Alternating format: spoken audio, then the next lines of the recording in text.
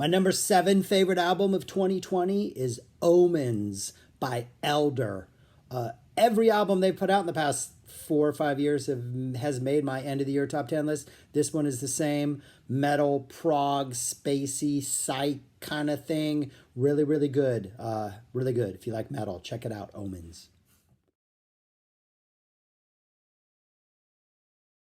Welcome back. My name is Shaggy, the opinionated hippie. I am currently ranking and reviewing every single Frank Zappa album released while he was alive. And we are at number 38, Cruising with Ruben and the Jets. First, I want to apologize that this album came after Does Humor Belong in Music? This album is better than Does Humor Belong in Music, which was already on the list. So I jumped the gun on that one. I shouldn't have. This is a better album. I like it more than that album. All the problems I have with that album I talked about in that video, but this is better. So I apologize, Ruben and the Jets. I forgot to say before I go any further, I first heard this album when it was released on CD by Frank. And when Frank released it on CD, he had Wackerman and Barrow respectively redo the drums and the bass parts. So the version I bought had 80s sounding drums and bass, which kind of just cluttered the entire thing. It was already my least favorite. The doo-wop aspect of Frank was my least favorite. Then you have this really messy, cluttered studio mix. So I did not really appreciate the album nor like it very much. And then Frank, the ZFT, released Greasy Love Songs, I think in 2009, which I finally had the original production, the original version of this was on there, and that it just sounds so much better, so much better.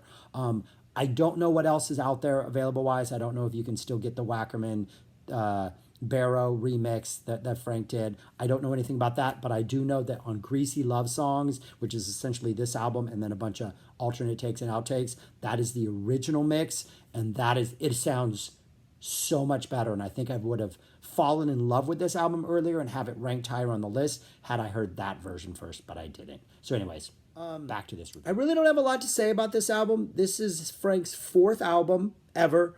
It's doo-wop essentially. So it's a bunch of like 3-minute 50s flavored doo-wop songs.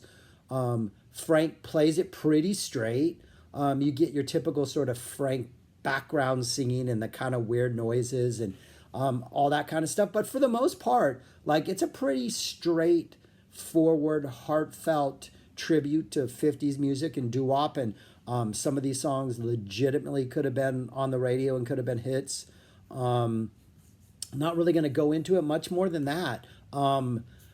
Interestingly enough, so there were 13 songs on here. One guitar solo, which is in the very last track. There's also a saxophone solo, not a lengthy one, but somewhat of a solo on the last track of side 1. So you get 2 solos. The rest of it's pretty straightforward. 13 songs. 4 of them had been on Freak Out, and they were sort of doo-wopped versions of the Freak Out songs. Those, I think, are the 4 weakest songs on here, only because I prefer the Freak Out versions, and these, I think, are lesser versions, but still interesting to compare for sure. Not bad, but I think they're the least interesting on here. Essentially, side 1 is Cheap Thrills, kind of straightforward. Love of My Life, which is the only song on here that was new, that wasn't on Freak Out, that Frank continued to play throughout his career. Nothing else on here made it past this stage in Frank's career. He never brought it back live, which was kind of a shame, because some of these songs are really good and would have been fun to hear other bands do. So you get Cheap Thrills, Love of My Life. You get the How Could I Be Such a Fool reworked. Desiree, which is a great song. Sounds like a Frankie Valli and the Four Seasons number with those falsettos in the background. I'm Not Satisfied. Definitely, I think, is the weakest of the Freak Out ones. Jelly Roll Gumdrop, Got My Eyes on You, another great song. And then closing out side 1, a song called Anything, which reminds me of the Righteous Brothers, Unchained Melody.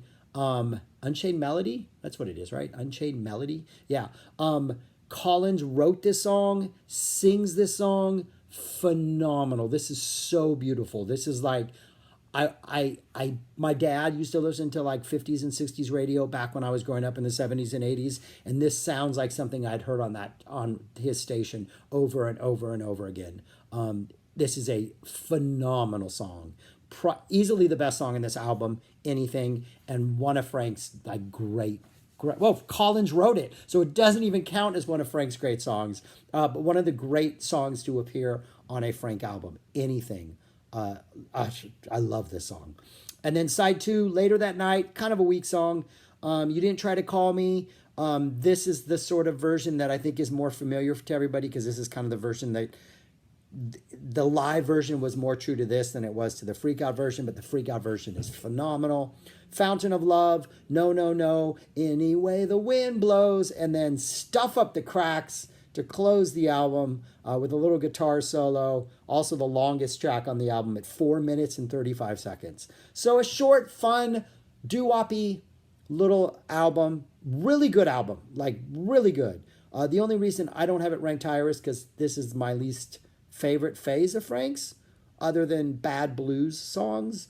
This is probably my least favorite phase of Frank's, is the doo-wop phase. But this is still a really, really good album, and definitely should be ranked closer to number one, the Does Humor Belong in Music? So yeah, let me know what you think about this.